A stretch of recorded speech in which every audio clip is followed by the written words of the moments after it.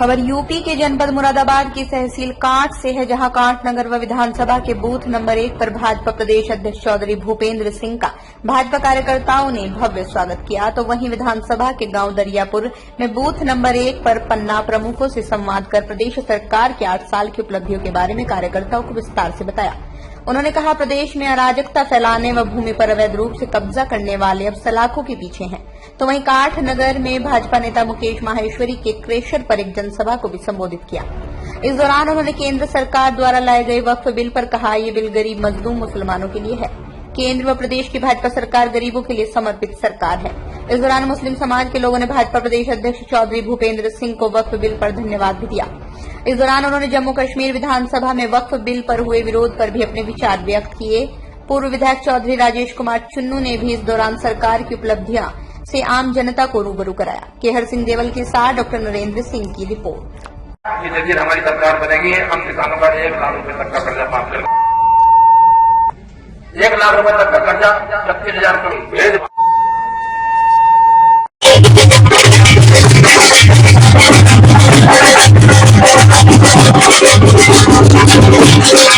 आवास योजना के तहत बड़ी संख्या में उत्तर प्रदेश में गरीबों को प्रधानमंत्री आवास योजना के तहत व्यवस्था की। तो कोई जाति, कोई मत, कोई संप्रदाय नहीं, सबको दिए। हमारी सरकार आने से पहले बिजली कुछ विशेष जिलों को मिलती थी। बड़ी संख्या में गांव ऐसे थे जहां बिजली की सुविधा उपलब्ध नहीं थी। लेकिन भाइयों बहनों, पिछले 11 वर्षों में कोई गांव ऐसा नहीं है जहां बिजली ना। पहले बिजली के वितरण की व्यवस्था किस प्रकार की होती थी, लेकिन हम लोगों ने बिजली के वितरण की बेहतर व्यवस्था लागू करके उसका अनुपालन करने का प्रयास किया। मैं ये तो नहीं कहता 24 घंटे बिजली आ रही है, लेकिन मैं ये जरूर कहता हूं कि पिछली बार से, पिछली सरकारों से अच्छी आ। हमने सड़कों की बात कही।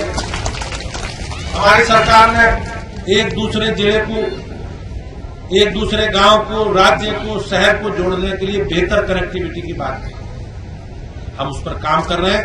पिछली बारों के मुकाबले सरकारों से अच्छी सड़कें हमारी सरकार ने बनाई। कोई गांव ऐसा नहीं है जिसमें सड़कें ना हो, इसके लिए सरकार प्रयास कर रही है। आपके गांव के लोग तो कोई आगमन का साधन नहीं था, लेकिन हम सब लोगों ने मिलकर सरकार बनी।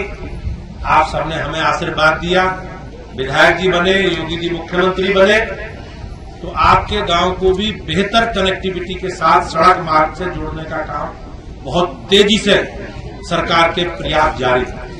हो सकता है कुछ व्यवधान हो सकता है कुछ समय लगे, लेकिन हमारी मंशा ईमानदारी से सबको सरकार की योजनाओं का बेहतर लाभ हो, सरकार बेहतर योजनाओं के साथ सब जुड़ सके, इसका प्रयास हम सब लोग मिलकर कर रहे हैं।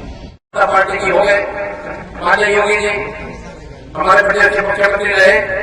अनेक कल्याणकारी योजनाएं 8 साल में लागू की गई। ये योजनाएं भी हमने जनता के बीच में डाली है। मैं 1-2 महत्वपूर्ण योजनाओं का जिक्र करता हूँ, तो इस समय मुद्दा बहुत है। देखो, सबसे महत्वपूर्ण योजना जो सरकार ने लागू की, वो सबसे पहले करते ही जनधन खाते खुलवाए गए। लगभग 10 करोड़ जनधन खाते पहले उत्तर प्रदेश में खुल गए। और उसका क्या लाभ हुआ? जम्मू कश्मीर विधानसभा में वक्फ को लेकर हंगामा हुआ है, क्या कहेंगे? मैंने जैसे कहा पहले भी, डॉक्टर भीमराव अंबेडकर जी द्वारा जो संविधान लिख के दिया गया है देश को, उसमें भारत की संसद में इस प्रकार के कानून बनाने का अधिकार भारत की संसद को दिया गया है। संसद ने वो कानून बनाया है। इसमें तर्क वितर्क करने का कोई विषय नहीं है। मान लो न्यायालय की बात लोग कर रहे हैं, तो सबको अपनी बात कहने का अधिकार। स्टालिन पर मोदी जी द्वारा कटाक्ष किया गया है कि जो दक्षिण भारत से मुद्दे आते हैं उन प्रकार के लोग हमेशा, आपने देखा होगा जी, कि लोग समाज को जाति के नाम पर, भाषा के नाम पर, धर्म के नाम पर बांटने का काम करते रहे। ये हमारे लिए ये सबसे असहज करने वाली स्थिति है, क्योंकि हम जब भी कमजोर हुए हैं, हमें जो कमजोर करने के जो लोगों ने षड्यंत्र रचे हैं, तो उसमें समाज को बांटने का काम लोगों ने किया। लेकिन देश और प्रदेश की जनता अब सजग है, हम संगठित हैं और संगठित होकर ताकतवर एक देश के रूप में मोदी जी के साथ खड़े हैं। उत्तर प्रदेश के सपा के पूर्व विधायक विनय शंकर तिवारी के लखनऊ मुंबई सहित 10 ठिकानों पर ईडी का छापा है। भ्रष्टाचार के लिए हमारी पार्टी का, हमारी सरकार का सामूल नष्ट करने का संकल्प।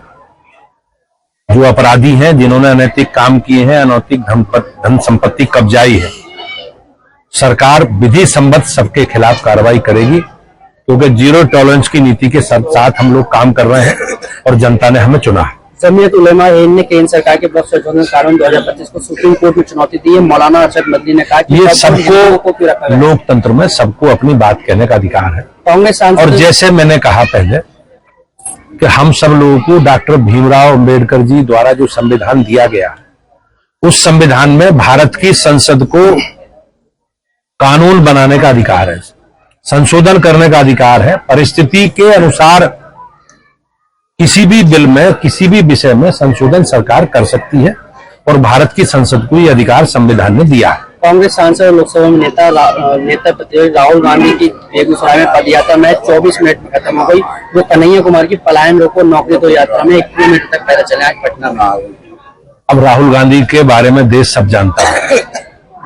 राहुल गांधी जिस प्रकार से देश के विषयों के प्रति उनके मन में कोई संवेदनशीलता नहीं है, और कांग्रेस की जो स्थिति है, कांग्रेस को लगभग देश की जनता, प्रदेश की जनता नकार चुकी है।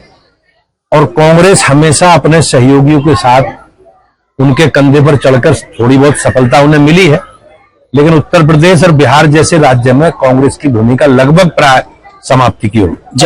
पश्चिम बंगाल की राजधानी कोलकाता में रामनवमी का जुलूस जा रहा था। श्रद्धालु पर हमला करने का मामला सामने आया। भाजपा के प्रदेश अध्यक्ष और सांसद नाराज लगाए कि जुलूस वापसी लौटते वक्त 6 श्रद्धालुओं पर हमला किया गया। ये इस प्रकार की धार्मिक गतिविधि करना और उन सब गतिविधियों का सुरक्षा देना, ये सरकार का काम। ये हमारी आस्था से जुड़ा विषय है। राम नवमी हमारा ऐतिहासिक त्योहार है और हम लोग इस तरह से शोभा यात्रा, धार्मिक यात्राएं निकालते रहे हैं देश भर में, और सरकार का एक कर्तव्य है राज्य का कि उन्हें सुरक्षा दे, और अगर वो सुरक्षा नहीं दे सकते तो कहीं ना कहीं उन्हें अपनी भूमिका पर निश्चित रूप से विचार कर